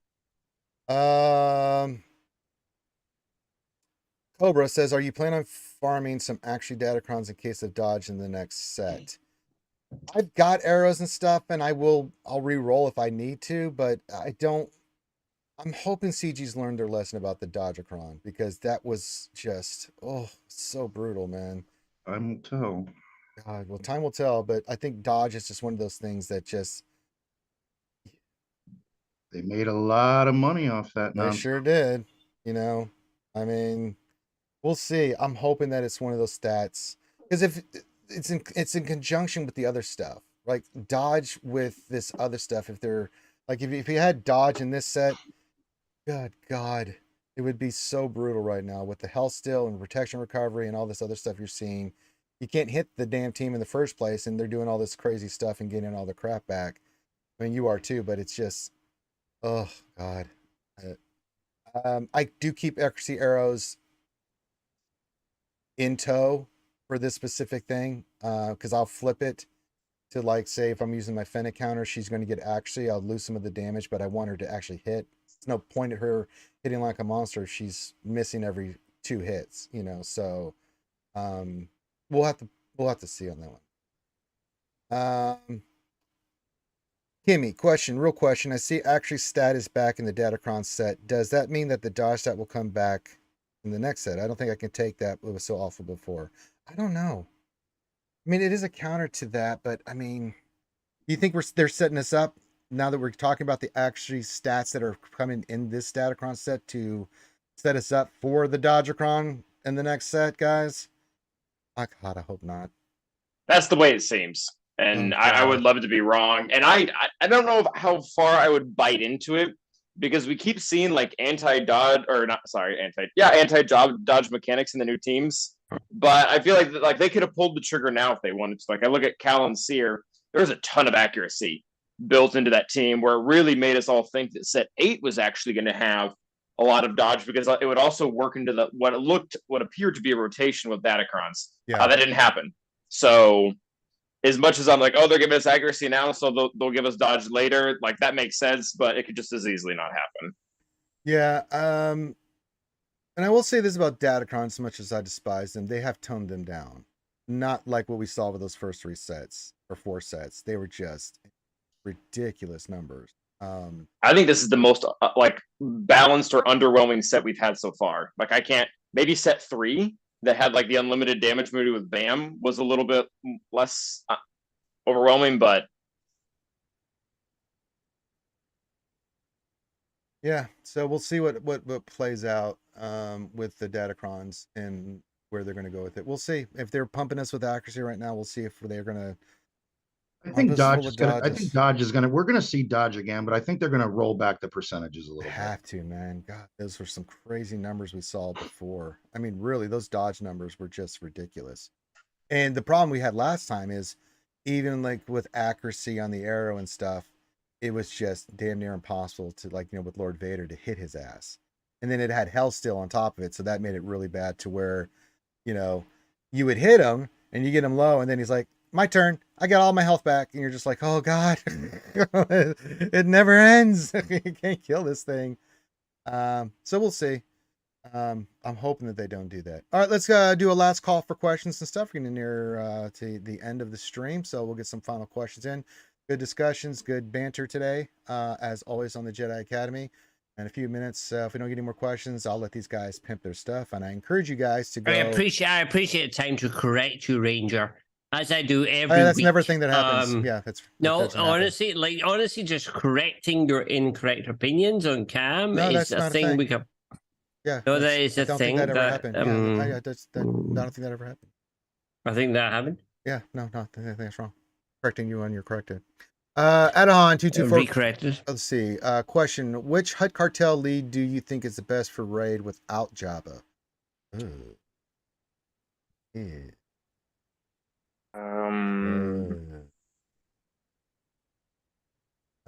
Yeah, right. I'll have to see what the raid looks like, because if they have like a really weak summon that comes up, which I don't think they would, that it's probably Boba. Yeah, but I think so. If you can't even get contract, it might be Boosh. Yeah. Maybe go for thermals with Boosh. You go thermals with Boosh lead, Chrysanthemum and Lando, and then maybe Greedo. Throw Greedo in there. That would be good, right? Get a lot of for me, the new raid will have a kind of similar kind of like damage cap. So we're gonna have to hit a kind of like sort of like level of damage where it happens. So yeah, I'm more about kind of like, yeah, I like the damage. Boba's good. Yeah. But I mean, maybe that's your best option. survivability. I don't know. It's gonna be a weird one. I think the new raid will have a weird mechanic. As far as I can understand, we're gonna have to hit kind of weird explosive like things, and then when we clear the explosive things, we're gonna have to hit the big dragon thing in the middle, and that's gonna be so. There's gonna be like two phases. So it's gonna be like nihilist for me in the first ACS, where you had to kind of get through knowledge of protection before you even raided the thing. Anyway. I mean, with the thermals with Bush lead, you could do with the explosive thing that's part of the raid mechanic. You could do significant damage. I don't think you're going to hit the numbers though that you would have. I wouldn't. I would not. Oh, definitely okay. not. Not even close. Yeah, not even close because Right those now, thermals stack like ridiculous. I would not relic or change anyone based on the raid. If I'm honest. Not yet. Not yet. Yeah, No, not yet. no. I wouldn't do anything. I definitely wouldn't put on the Omicron as well. Don't do that yet. Don't do that yet. Don't do anything. Just chill. You know, you don't have to. It's gonna be good. It's gonna be good. But relic your Tuscans, which is the right way. They're gonna be money, R5 honestly probably is safe on Tuscans. Like that's. I think so too. Just from a PvP standpoint, they're not that bad. Yeah. So man, that Tuscan 3v3 team is nasty too, man. Oh my gosh. That thing is fucking dynamite, dude. Holy God. I saw that in action last night. Gross. But I mean that you have to invest, so you have to have the relics and stuff on those characters. But I saw it last night. But if you've got the relics on them with the Datacron with Chieftain Warrior, I can't remember who the other one was, but oh boy. Yeah, it was Bubba. It was Dad Bod Boba Fett, and that team was damn. That team is really good if you have the Omicron. Yeah, Omicron and the Datacron because they just regen and this Boba just smokes fools, and so does Warrior. Just will one shot you if once they get that momentum going. It's really nasty. I mean, it destroyed a Boba Fett Han Chewie team like it was nothing. I was like, Jesus Christ. I mean, they almost took out Warrior, but they couldn't quite kill it because it just has so much health and protection. And then they took a turn. It was like, oh my God, what am I watching? Oh, the slaughter of the humanity. Oh God, Han, get it. Oh God, Han's down. Can I just Kimmy's gonna write like it'll be patient, let the others make the first mistakes. But what we understand of this raid is actually we'll be able to kind of like do the raid and then decide whether or not to post our score. So effectively, really nice. we have like a soft airplane mode in this. So I think everyone at home can have their own goals, which I think is so good and empowering. So it's not going to be a case like I watch Calvin do his stuff and then I try and do what Calvin does. Yeah, which I think is kind of cool. I love the way he's brought that, and I like that. But yeah, well, it's also very, you can start this at year 10, I think, with your characters and stuff, and then work your way up depending on what you have. So that's nice. Because you may have a team that's high relic, but you may have one that's like lower gear that you can still set that level for that. Maybe, But even start at 8 p.m. UK time, because that's what suits you, and not necessarily have to wait until like American time. It's kind of cool. It's cool. That's what I like. I like that bit. All right. Let's see if there's any other questions. I don't think there is. We'll give another minute or two. If there's any other questions, get those in. Remember, put the word question for an actual question statement. That helps me identify them. Hit the thumbs up if you're watching this right now. Sorry for the technical issues. Sometimes the internet just shits the bed and there's not much I could do about it. I tried. We got it stabilized, but yeah, sometimes that happens. For RSG today, as I said, as soon as I get done with this stream, I'm going to go jump in Discord. If you want to come hang out, I'm going to do my 3v3 there. And then hang out with you guys and we can talk about the fights and stuff like that in real time. That'll be a lot of fun, I think. And then tonight we'll have D&D on Twitch. I don't know which channel we're putting it on. We do have the new channel up. We've done some shuffling for RSG. We have RSG Variety channel now for all the other games that we've got going on. We'll still have the uploads to YouTube. I still owe you the lore video. We'll have a new one recorded tomorrow, but I've got to get the new one loaded. I tried to load it last night, but it wouldn't load. I was having some issues with it, so I'm going to try to fix it today. Well, actually, it's loaded. I just have to do some changes to it. So I'll get that posted for you guys today. I'm trying to do a thumbnail, and the damn thing wouldn't work for YouTube, even though I met the specification. It was driving me nuts. I hate when that happens because you're only allowed so much space on your thumbnail for the image. I'm like, oh, for the love of Christ! So like, well, okay, if I reduce this, what if I move over here? It's a pain. So I'll try to get that out today for you guys. We'll have a new lore video hooked up tomorrow. I think next week I've got a lot going on. I think next Saturday I may not be available for Jedi Academy just because I got a lot of stuff that's going on outside that I've been doing projects out with outside for my mom to help her with the yard and stuff, and it's me moving shit tons of bricks and mulch and all that kind of stuff. I was doing that yesterday before the stream. Jumped on with Scribbles yesterday and did all day of streaming. So yeah. Well, I'm not really seeing any more questions. I think we're caught up. So with that, let's let everybody pimp their stuff, and then time to go jump in the Discord. I'll be in the public voice chat streaming there, so you guys can come check out that there. Yeah, let's let everybody pimp their stuff. Calvin, awesome. Where can folks check you out, my friend? Yep, you can find me primarily. The main place right now is going to actually be on Twitch, Calvin Awesome. You can find me there. We're actually going to be streaming Jedi Fallen Survivor later on today. Oh, nice. Probably pretty quickly here, maybe in an hour or so. Nice.